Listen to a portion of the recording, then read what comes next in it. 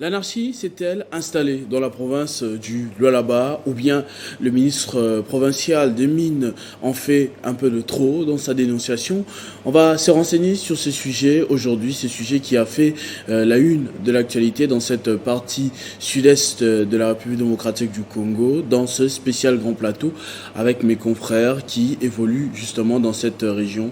À ma gauche, Ben Akili, bonjour. Bonjour Christopher. Et à ma droite, Henri Levôtre Kalala, bonjour. Bonjour Christopher. Je vais commencer par Henri Levôtre, comme vous êtes le dernier à répondre à ce bonjour. Nous avons une fois vaguement évoqué cette situation avec l'assistant du vice-gouverneur de la province du Lualaba qui aurait tenté une ou deux fois de dépasser ses limites. Aujourd'hui, ça suscite une réclamation publique du ministre provincial des Mines du Lualaba. Est-ce que vous avez été au courant de cette information? Depuis longtemps, Christopher. On a même dénoncé, il y a une deux fois qu'on est passé ici, l'assistant du gouverneur, directeur de cabinet ou conseiller. C'est avec raison que dans cette lettre, le ministre ne sait pas les situer. John Toka, c'est un fantôme tout simplement au gouvernement provincial. Parce qu'un directeur de cabinet a un arrêté. Et c'est lui qui prend cet arrêté, c'est le gouverneur de province. À ma connaissance, le dernier arrêté consacrant un directeur de cabinet dans la province du Lualaba a été signé par le gouverneur de province. Et ce directeur de cabinet, il s'appelle bien sûr le prof Yav. Il a été suspendu. Aujourd'hui, sa suspension est au-delà, est près d'une année, ce qui est d'ailleurs une entorse administrative parce qu'on ne peut pas suspendre quelqu'un à peu près d'une année. C'est inconcevable selon la législation congolaise. Mais John Toka, pour parler de lui, c'est tout simplement quelqu'un qui n'existe pas dans cette province-là. Les actes qu'il est en train de prendre aujourd'hui au regard de la loi, ça ne signifie rien. Il n'est ni conseiller, ni directeur de cabinet, ni assistant du gouverneur, parce qu'aucun arrêté n'a été signé. Je me rappelle, pour ma connaissance, qu'il a été supposé par le vice-gouverneur, Mme Fifi Masuka, qu'il soit son assistant. Mais jamais cet arrêté n'a été signé par le gouverneur Charles Mangezmans. Ce qui veut dire que ce monsieur de John Toka, soi-disant professeur, parce qu'il faut aussi rappeler quand même qu'en République démocratique du Congo, pour être un professeur, il y a un arrêté qui est dignement signé ici à Kinshasa. Et qu'il n'en a pas d'ailleurs. Alors, le type qui existe là-bas, qui dicte les lois, n'est tout simplement quelqu'un qui est aux côtés de Mme Fifi, qui lui rend d'ailleurs un très mauvais service. John Toka, c'est l'homme le plus puissant aujourd'hui là-bas. Depuis l'empêchement du gouverneur Charles Mangezmans, on a honte aujourd'hui de parler des personnes, on ne parle pas du développement. Si vous pouvez le remarquer, c'est de la honte, mais la honte de la province. Qu'est-ce que vous voulez? Nous voulons tout faire pour sauver ne serait-ce que ce qui reste de cette province-là. Parce qu'on vient parler des gens, des individus qui s'insurgent. C'est avec tout simplement raison que le ministre se plaint. Vous allez, quand vous lisez la lettre, le ministre évoque la situation des uranium. Le même John Toka a appelé l'assistant du ministre. Avant d'entrer en profondeur, parce qu'on va analyser point par point cette lettre, on voulait d'abord s'informer sur la personne de John Toka, cet assistant de Madame... Ce n'est même pas un assistant, c'est quelqu'un qui existe comme ça aux côtés du gouverneur. Parce qu'il n'y a aucune lettre ou quelque chose de vous êtes du même avis, Ben. Est-ce que c'est comme... pour emprunter les mots de Henri Levôtre, un caillou dans la botte de Madame la vice-gouverneure? En tout cas, au regard de tout ce qui a été commis comme faute administrative dans le Lualaba, l'unique et la seule personne qui est à la base, qui a pu pousser Mme Masuka à pouvoir commettre beaucoup d'erreurs au niveau de son administration, c'est cette personne de John Toka. Et aujourd'hui, nous nous sentons très mal à l'aise, Christopher, ça il faut vous le dire, parce que passer sur un plateau de télévision pour parler d'individus, nous nous sentons vraiment très mal à l'aise. Et pourtant, nous devrions passer ici pour évoquer des points sur certaines lancées qui concernent bien sûr les développements du Lualaba. Mais aujourd'hui, c'est des l'ignominie. Parce qu'il y a un individu qui a mis toute une province en moule. Et moi, je me demande, est-ce avec la bénédiction de Mme Masuka ou bien cette personne de John Toka les fait ou s'est fait passer par rapport à tout ce qui est dit sur la place publique qu'il serait bien sûr l'homme puissant, qu'il serait directeur de cabinet, conseiller de madame, assistant de madame Massouka, l'on n'arrive plus à comprendre parce que même certains ministres provinciaux, quand ils évoquent leurs problèmes, quand ils se plaignent, ils s'attaquent toujours à M. John. Alors, l'on n'arrive pas à comprendre. Qui est-il à faire dans cette province de là-bas? Est-ce qu'il permis à un directeur de cabinet de passer Henri sur... Levôtre dit qu'il n'est pas directeur de cabinet.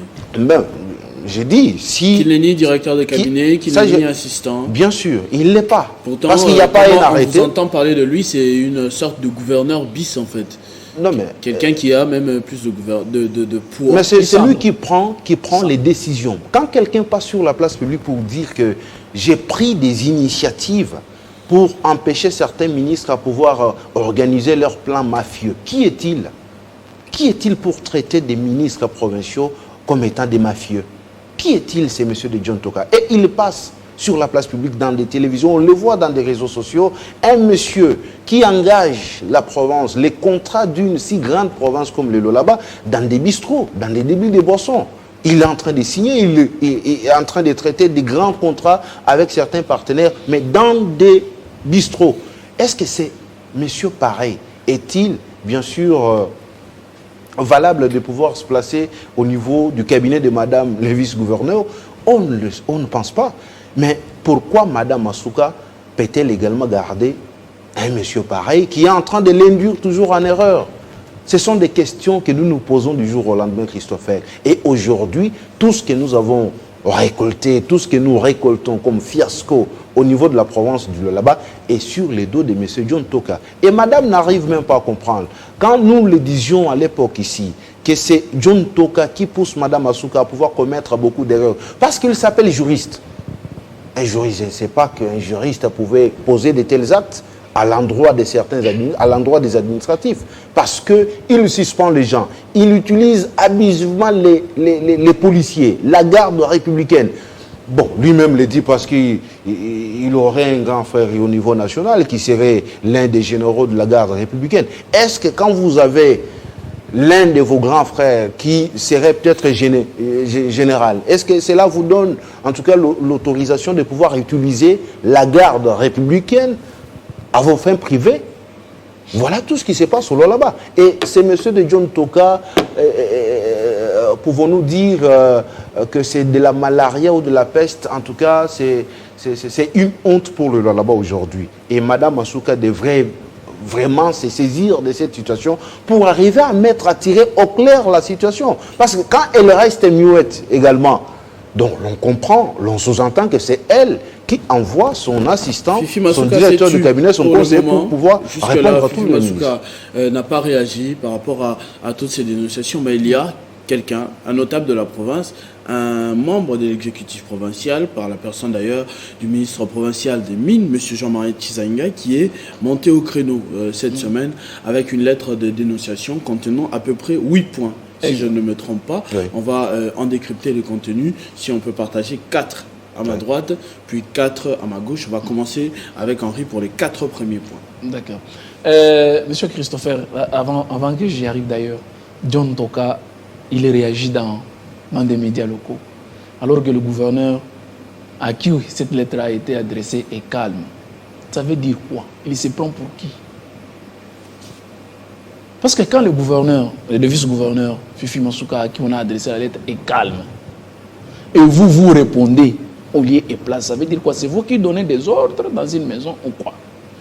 Je reviens quand même. Le ministre était en train d'évoquer la situation de John Toka ici, qu'il est en train de faire en sorte que son ministère ne travaille pas correctement. Je prends d'abord le cas de la suspension du directeur de cabinet du ministre Eric Tissola. Le ministre a un directeur de cabinet qui est membre de ce cabinet-là. John Toka est, je ne sais pas, assistant, tout ça, l'homme de confiance, membre du cabinet du vice-gouverneur. À la limite. À la limite, tout simplement.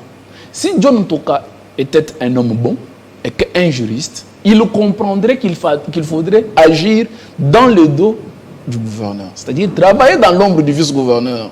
S'il y a des remarques qu'il faut faire, s'il y a des choses qu'il faut dicter, c'est-à-dire elle devrait se référer à son gouverneur. C'est-à-dire dire, madame le vice-gouverneur, pour ça, je pense qu'il faut faire ça, et le vice-gouverneur prend. Donc c'est limité à un rôle de conseiller. Tout simplement. Il n'est pas membre du gouvernement. Au-delà, qu'est-ce qu'il a fait? Aller au-delà d'être membre du gouvernement, c'est d'agir comme vice-gouverneur. Il agit comme vice-gouverneur. Au-dessus même du gouverneur, disons. Quand il suspend, il est un directeur dans un cabinet, semble-t-il. Parce que je ne vais pas même lui donner ce titre parce que ce n'est pas officiel. Éric Tchissola est directeur du cabinet du ministre des Mines, reconnu. Vous voyez? Donc comment un directeur de cabinet va quitter son cabinet à lui pour aller suspendre? Et madame ne dit rien. C'est ça qu'on appelle usurpation. Et le ministre a tout à fait raison. Est-ce qu'un directeur de cabinet a le droit d'aller suspendre un autre directeur de cabinet? Ils ne sont que tous deux les membres dans un cabinet. Et ceux qui sont membres du gouvernement sont les vice-gouverneurs et les ministres des Mines. Ce sont ces gens-là.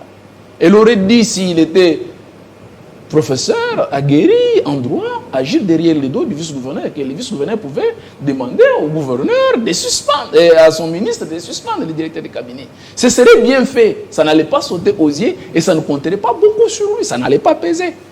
Mais quand lui, il prend cette décision de suspendre les directeurs de cabinet, il devient qui? Gouverneur Richard en substitution ou quoi? C'est quoi cette décision-là au regard de la loi? C'est quoi? Aujourd'hui, regardez dans cette province-là, M. Christopher, le ministre des Infrastructures a été traité d'un incompétent. Le ministre de l'Agriculture qui venait de démissionner, qui a été à chaque fois zappé parce que on utilisait l'inspecteur provincial de l'agriculture, au lieu d'utiliser le ministre des Mines, il a compris qu'il ne pouvait pas travailler dans ces circonstances-là, il a démissionné, traité d'un incompétent. Vous avez Trésor Chikambi, traité d'un incompétent. Mais qui, Trésor Chikambi? Trésor Chikambi, c'est le ministre de budget. Il a été aussi traité d'un incompétent. Et il est parti. Patrick André Terry Kakwata, qui était le ministre des Transports, Énergie et tout, il a été traité d'un incompétent. Il est parti. Dans ce gouvernement du Rwanda, tous ces ministres qui ont été choisis, pour la plupart, ce sont des élus du peuple, ont été aux yeux de John Toka des incompétents. L'unique ministre qui est député provincial qui est resté au gouvernement, c'est Jean-Marie Tshisekedi qui est député provincial, avec un parti politique installé sur toute l'étendue de la République démocratique du Congo. Pour la province seulement du Lualaba, à lui seul, il a 2 postes, il a eu 2 députés. Il est traité d'un incompétent par quelqu'un qui est incapable de réunir 100 personnes. Parce que je ne le vois pas réunir 100 personnes. Mais maintenant, si tous ces membres du gouvernement aujourd'hui sont traités d'incompétents, et madame le vice-gouverneur ne dit rien, où est-ce qu'on a déjà vu ça? Où est-ce qu'on a déjà vu ça? La province du Lualaba va très mal. Et cette situation n'arrange pas. Je prends un autre cas avant peut-être de céder la parole. John Toka demande, parce que je suis au ministère des Mines, John Toka demande au conseiller Jean-Serge Miji de lui produire un rapport sur les camions arrêtés et il demande à ceux... Ça c'est le 3e point. Ouais. 4e, 3e. Je suis au 3e. Il demande à Miji de lui produire un rapport donnant les minéraux qui ont été arrêtés pour qu'il qualifie ces minéraux-là de contenir l'uranium. Le rapport a été sorti. On se souvient, ça a vous vous en souvenez, ça fait la chronique. Et il y a eu même certains membres du gouvernement, des cabinets de Mme Fifi qui ont été ici interpellés. Je me rappelle, c'était M. Bondo, mais quelque chose comme ça, il a été interpellé ici pour un peu clarifier cette situation, parce que c'était lui qui parlait de ça. Et ça avait fait la honte, non seulement de la province, mais de toute la République qui a été jetée dans des problèmes à cette époque-là. C'est lui qui a demandé à Miji. Miji reconnaît ça dans un PV. Il reconnaît que c'est le même John Toka qui l'a demandé de faire ce travail. Et il a demandé pardon à son ministre de Mines, qui est Jean-Marie Tshisekedi. Miji est devenu qui aujourd'hui dans cette province? Miji a été récupéré pour être gratifié de ce mensonge-là. Il est aujourd'hui expert aux côtés de Mme Fifi, comme expert en questions minières. C'est lui qui a jeté les discrédits sur toute une nation et récompensé au Lualaba. C'est-à-dire au Lualaba, quand vous commettez un mal, quand vous vous spécialisez dans le mal, tout de suite on vous copte Vous êtes un bon élève pour travailler aux côtés du vice-gouverneur. C'est ce qui est arrivé. Alors que lui-même, dans un PV, nous l'avions présenté ici, il a demandé pardon au ministre. Il a dit, c'est John Toka qui m'a demandé de faire ça. C'est même John Toka. C'est même John Toka, pour terminer avec mon 4e point. Récemment, il appelle, ce qui a fait déborder la base, il appelle un des conseillers de Tizaïnga. En son absence, l'homme avait déjà instruit que cet homme-là, comme c'est un venin, comme ça ne marche pas avec lui, chaque fois quand il vous appelle, il faut m'en informer au préalable. Il va appeler l'un des conseillers du ministre des Mines. Celui-là a pris les soins, pour ne pas tomber dans les erreurs d'autrefois, d'appeler son ministre. Puis j'allais répondre à John Toka, il m'appelle. Le ministre dit, n'y va pas. John Toka rappelle, s'il envoie les gens demander à ces messieurs-là de venir, les messieurs ont dit, je ne viens pas, le ministre m'a interdit de vous côtoyer parce que vous n'êtes pas un bon exemple.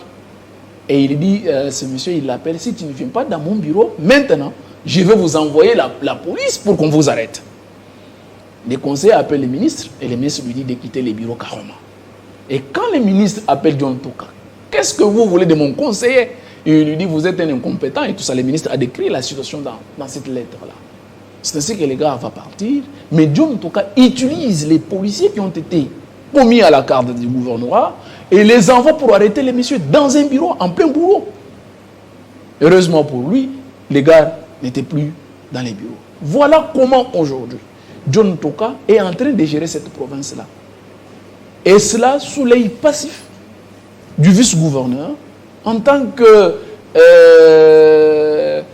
vice-gouverneur, et en attendant que le gouverneur n'arrive, il faudrait qu'on mette fin à cette situation. On va commenter votre décryptage, mais j'aimerais que l'on prenne aussi la suite du tableau, parce qu'il y avait 8 points, vous avez parlé des 4, on va prendre les 4 autres avec Ben. Christopher, si vous suivez, vous parcourez en tout cas la lettre en question du ministre provincial des Mines, comme vous l'avez relevé, il y a autant de points. Je prends quelque part où le ministre dénonce également les problèmes que John Toka crée, surtout dans les services techniques du ministère des Mines au niveau provincial. Il y a le SAEMAP, également la division de Mines. Le monsieur s'adonne lui-même à traumatiser, arrêter, inquiéter les agents et techniciens de ces services-là sur le terrain. Pour la simple raison que ces derniers étaient en train de faire leur travail correctement, parce que dernièrement, je me rappelle, le 17 mars dernier, il y a même le SAEMAP qui a écrit au vice-gouverneur, avec copie pour information au ministre provincial des Mines, pour demander au vice-gouverneur de pouvoir tirer cette situation au clair. Comment, on n'arrive pas à comprendre, comment ça fait-il que John Toka peut amener sur terrain des policiers pour arrêter les travailleurs et techniciens de son service, le directeur provincial.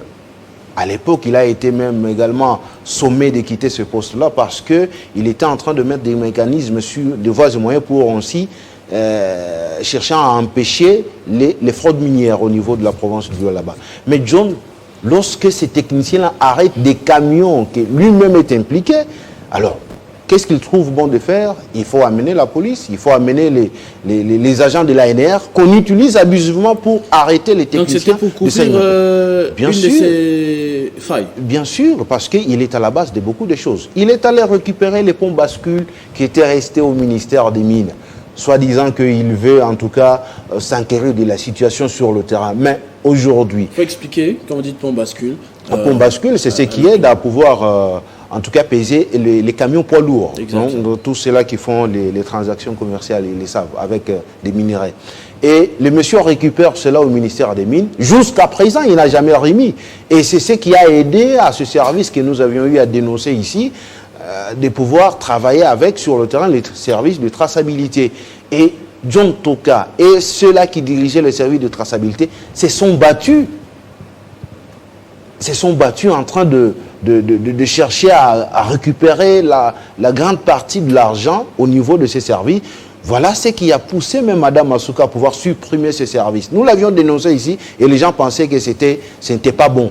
C'est un service créé dans toute irrégularité au niveau de la province du Lualaba. Et Madame la vice-gouverneure, vous avez écouté?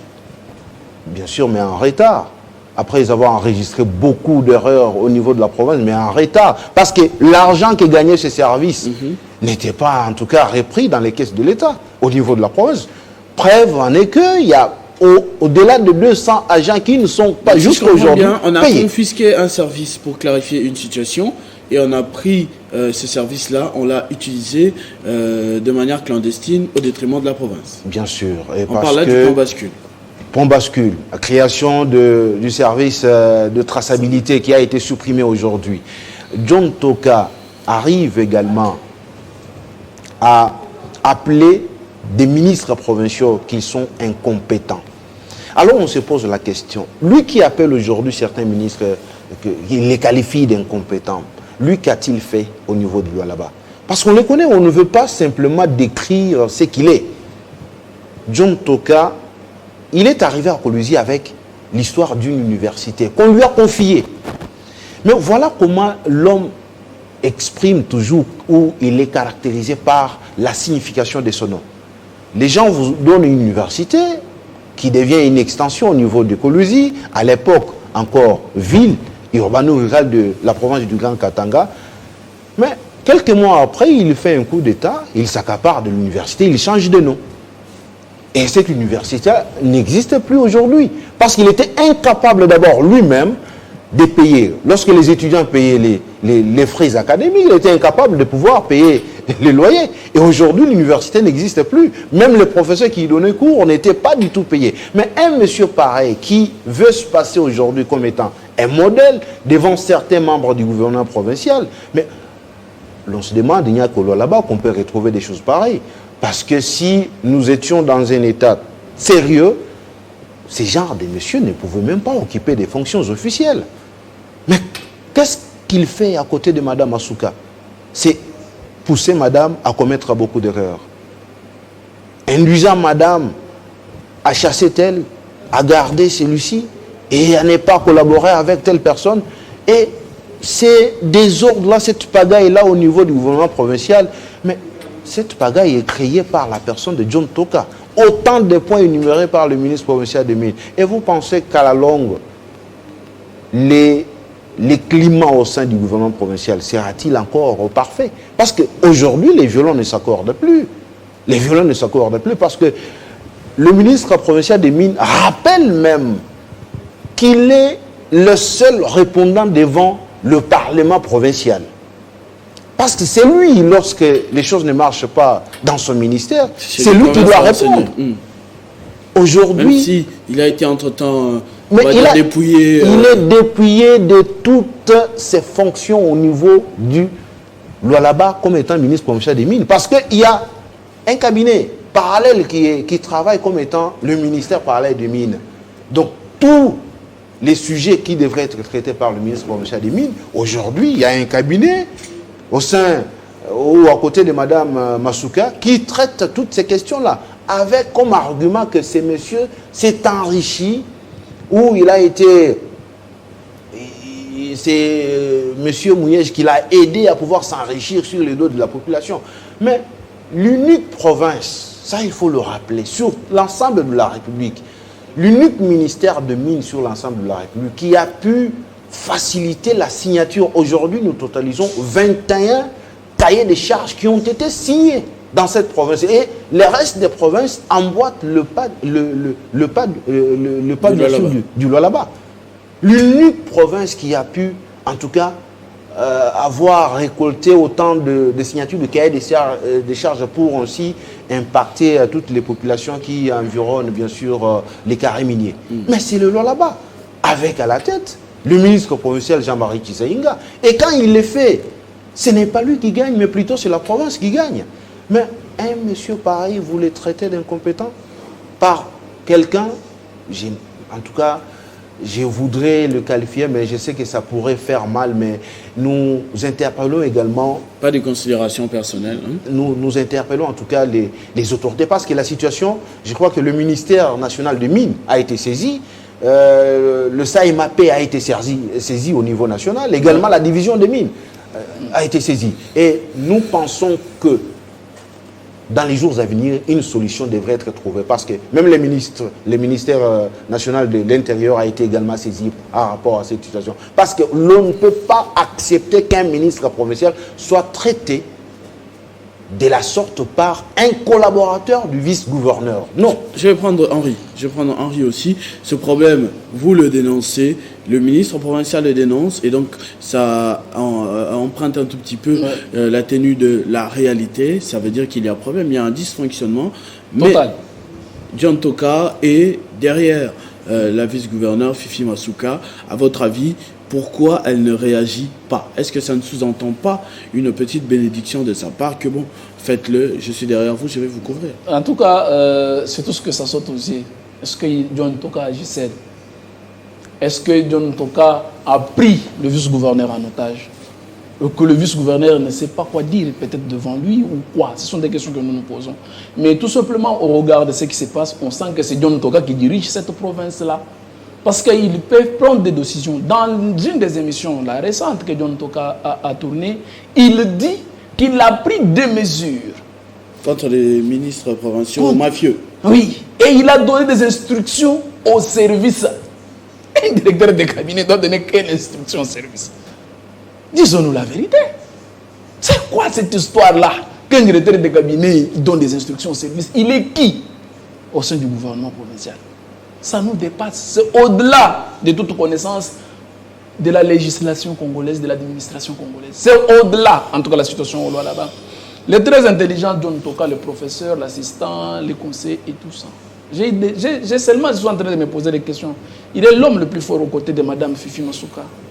Mais qu'a-t-il fait quand Mme Fifi Masuka confie la responsabilité, les 3 portefeuilles du ministère des ministres provinciaux à un commissaire provincial?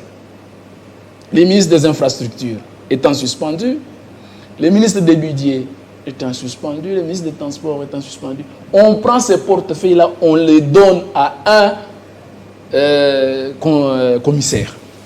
Je nous rappelle ici que le commissaire ne sont pas responsables devant le gouvernement et devant l'Assemblée provinciale.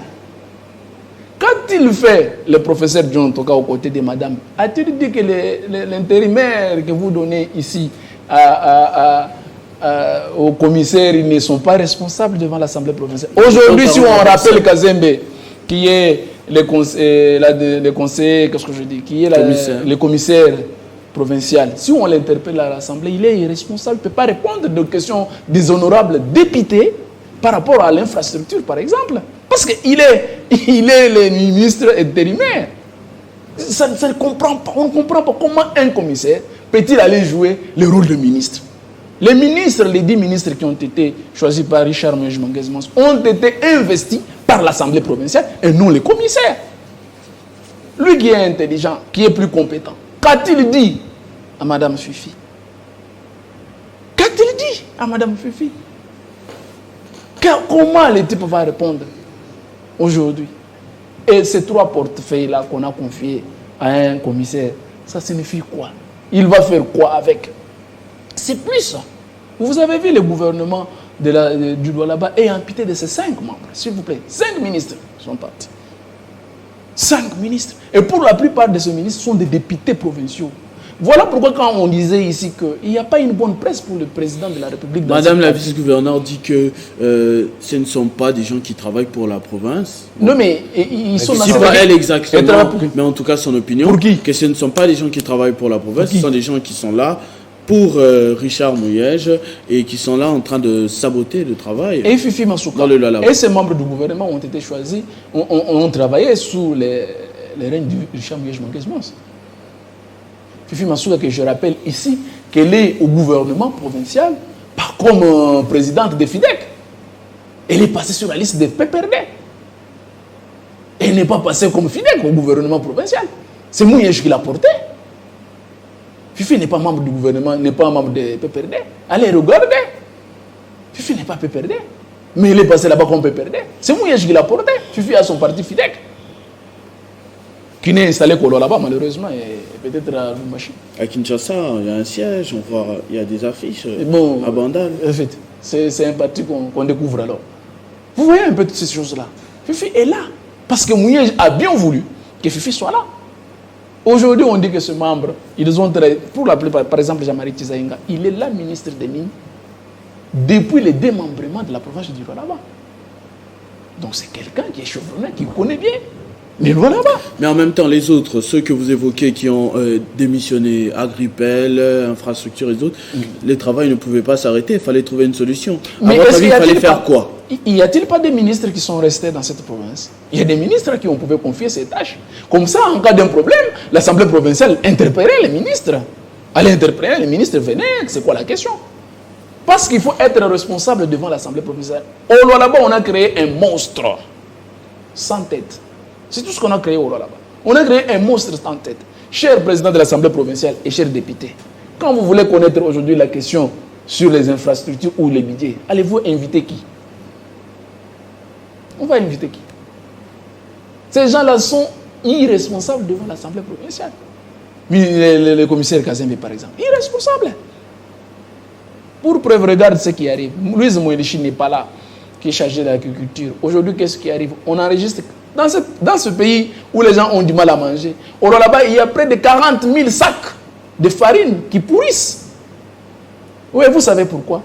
Mouyej Manguez Mons a laissé les graines de maïs. Et avec la campagne qu'il avait initiée pour combattre la faim. Aujourd'hui, il fallait que le ministre de la Cripel, parce que c'est lui qui gérait ça, puisse vendre ce maïs-là. On va tergiverser entre les ministres, on va donner cette responsabilité-là au ministre de l'économie. Vous voyez? On va donner ça à l'économie. Or, l'économie ne connaissait pas les tenants et les aboutissants. Dans cette discussion, près de 40 000 sacs de maïs ont pourri au roi là-bas. Donc on voit l'ombre de Mouyej partout, même dans les intérêts de la province et de la population. Qu'a-t-il fait du mal Mouyej pour avoir demandé à son gouvernement de produire le maïs? Et pourquoi ces sacs de maïs doivent pourrir? N'y a-t-il pas les gens qui sont affamés au là-bas? N'y a-t-il pas les gens qui ont besoin d'acheter ces sacs de farine de maïs? Et aujourd'hui, les sacs de farine de maïs, je crois, au là-bas, c'est près de 30 ou 30 quelques mille de francs congolais. Mais à l'époque de Mouyej, on vendait ça, je crois, à 20 000 francs. Mais ces sacs de maïs sont en train de pourrir. Pourquoi? Parce qu'on voit l'ombre de Mouyej partout. Or, Mouyej, c'est un visionnaire. Mouyej, c'est vraiment pas solution. On va prendre Ben. Est-ce que Madame la vice-gouverneure n'a pas un tout petit peu raison? C'est une question que je vous pose souvent, mais vu ces réalités qui reviennent encore, on n'a pas raison de se méfier de certains membres du gouvernement qui sont arrivés d'ailleurs jusqu'à démissionner eux-mêmes. On ne va pas dire que tous les membres du gouvernement provincial, c'est-à-dire les ministres provinciaux, sont contre la vice-gouverneure, parce qu'on les a vus d'autres fois apporter des cadeaux, l'appeler le baobab, l'arbre sous lequel n'importe qui peut se poser pour discuter. C'est une maman qui réunit tout le monde. Ce sont là les mots du ministre. Pourquoi les uns posent problème et les autres sont d'accord? Non, mais c'est comme on avait aussi appris avec cette histoire de la mobilisation spontanée. Tout acte que pose un acteur politique, c'est justement pour s'attirer de la popularité. Il y a des ministres qui ont démissionné d'eux-mêmes parce que le climat n'est plus bon au sein du gouvernement provincial. Comment voulez-vous que moi je suis ministre et que les questions qui concernent mon secteur, on les confie à quelqu'un d'autre et je dois continuer pour quelle raison? C'est pourquoi il y a certains qui n'ont pas de nerfs solides pour accepter cela. Ils ont dû démissionner. Il y a certains ministres qui ont été suspendus. Nous l'avions rappelé ici. C'est justement parce qu'on a refusé d'accorder un marché qui ne respectait pas la procédure. Voilà pourquoi le ministre du budget a été suspendu. Le ministre des infrastructures a été suspendu. Et leurs suspensions qui ont déjà dépassé au-delà de 6 mois. Et nous sommes en train de vivre l'irrégularité au niveau de la province du Lualaba. Madame Asuka a-t-elle raison ou pas? J'ai dit tout simplement, Christopher, sans honte aux yeux, Masuka est en train de s'aborder tout ce que Mouyej a laissé comme initiative pour élever cette province du Lualaba, pour ce qui concernait bien sûr son développement. Aujourd'hui, est-ce que l'équipe qui dirige les Lualaba aujourd'hui peut-elle nous démontrer, nous dire clairement, c'est quoi la politique de l'agriculture qui a été mise sur place pour aussi appuyer la saison culturelle 2021 ou même cette saison 2022, c'est quoi la politique? Vous savez, ce qui a été fait au niveau de la province du Lualaba, lorsque l'on achète des engrais chimiques, Madame voulait à tout prix remanier le gouvernement, mais malheureusement, il n'avait pas ni qualité ni droit de le faire. C'était pour changer, permuter les ministères provinciaux de l'agriculture. Et ainsi travailler dans la paix, pour qu'il n'y ait pas travailler dans la paix. Elle voulait justement placer quelqu'un de son obédience, parce qu'elle savait, avec tout ce qu'il y a comme avantage lié au ministère provincial de l'agriculture, donc il fallait quelqu'un de son obédience pour appuyer tous les membres de son parti qui se retrouveraient dans certains territoires, pour qu'après qu'on dise que c'est Fidec qui a bien travaillé. Et voilà pourquoi on a passé outre cette mission-là. Il n'y a pas eu une politique. Pour la saison culturelle 2021, il n'y en a pas eu. Preuve en est que vous avez entendu Henri vous le dire ici, 40 000 sacs de maïs qui pourrissent, aujourd'hui périmés. Et c'est on travaille contre qui? Contre la population ou bien contre des individus. Pourquoi devrons-nous toujours à chaque fois chercher à comprendre qu'ici, il y a l'ombre de Richard Muyej? Mais non. Ces messieurs-là, c'est bien sûr, l'histoire retiendra qu'il fut le gouverneur qui a doté les lois là-bas de toutes ces infrastructures pour l'administration publique. Parce que les lois là-bas n'avaient pas le gouvernorat. L'Assemblée en construction, certaines routes d'une importance capitale. Les lois là-bas n'en avaient pas, mais c'est Muyej, avec ses initiatives, qui a pu faire cela. Mais aujourd'hui, quand vous venez, vous dites que non, tel ministre pactise avec Richard Muyej. Vous travaillez pour le bien-être de la province ou bien vous êtes venu pour justement combattre les individus. Mais non, vous devrez travailler en paix et que cette paix-là devrait faire à ce que les développements de la province puissent en tout cas faire parler de lui. Mais aujourd'hui, tout ce que nous pouvons parler, nous passons sur des plateaux de télévision et non pour parler du développement, mais plutôt pour condamner le mal qui sévit dans cette province-là pendant plus d'une année. Et la situation reste ainsi. Elle profite à qui? À certaines autorités au niveau national, à l'équipe dirigeante actuelle de la province du Lualaba. Et vous pensez que nous allons rester silencieux face à ce genre de situations? Moi, je le disais à l'époque, nous devrons marquer l'histoire et que les générations futures qui viendront après nous, qu'elles sachent qu'il y a eu un temps, il y a eu à une certaine époque, une génération qui a vécu et que l'on a appelée génération des bâtisseurs. Est-ce qu'aujourd'hui, si Masuka et toute son équipe quittaient la tête de la province de Lualaba, est-ce que pourrons-nous parler en bien de madame dans les jours à venir, ou bien ça sera une honte? Parce que je n'ai pas honte de le dire. Madame a juste raté l'occasion de se faire démarquer sur le terrain, en bien.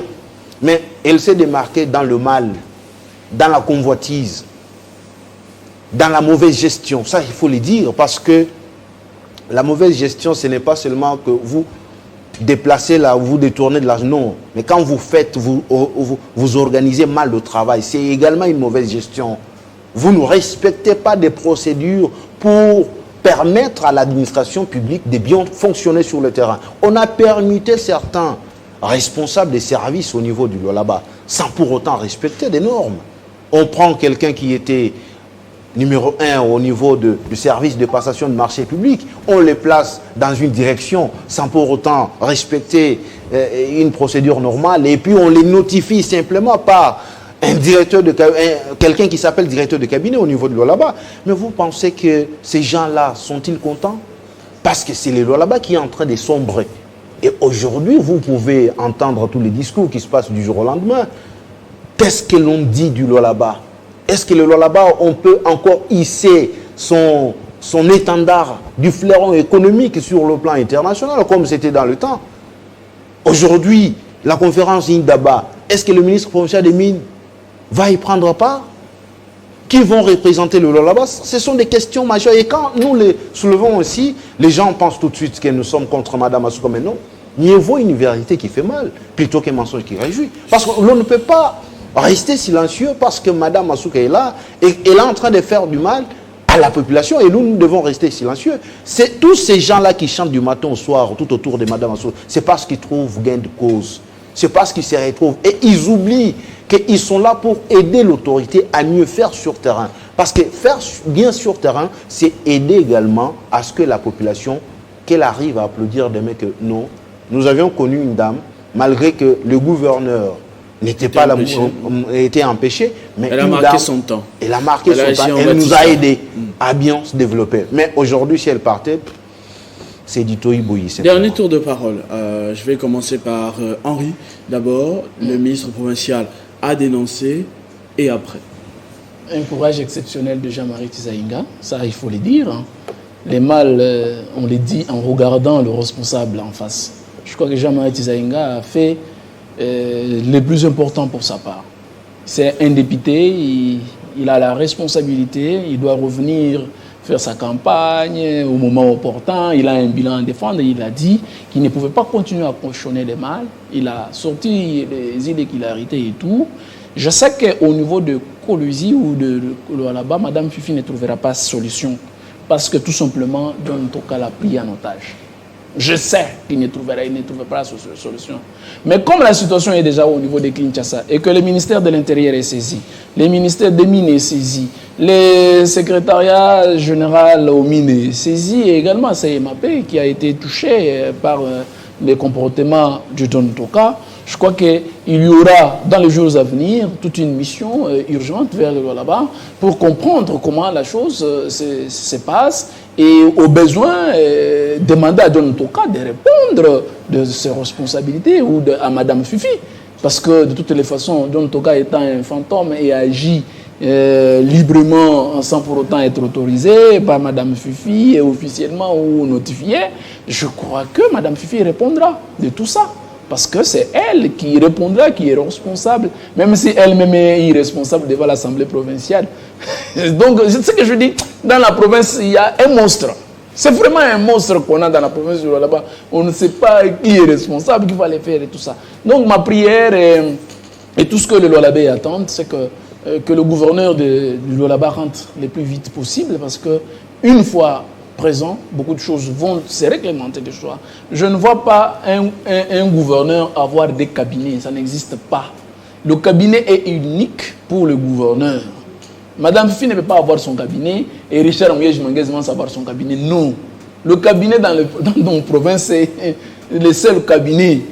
Donc un directeur de cabinet pour tous ces membres-là. On ne peut pas avoir le vice-gouverneur avec son cabinet, les gouverneurs avec son cabinet. Non. C'est un flou, c'est un flou, c'est une entorse, c'est un monstre qu'on nous a créé là. Et puis ça a créé beaucoup de problèmes dans cette province-là. La situation du Lualaba, je reviens aujourd'hui, mérite l'attention particulière aujourd'hui du gouvernement au niveau national pour que des solutions urgentes soient trouvées. Et que même l'Assemblée provinciale prenne des mesures urgentes pour empêcher les pires. Aujourd'hui, qui peut répondre de tout cet argent régénéré par les services de traçabilité, de traçabilité dans la province du Lualaba?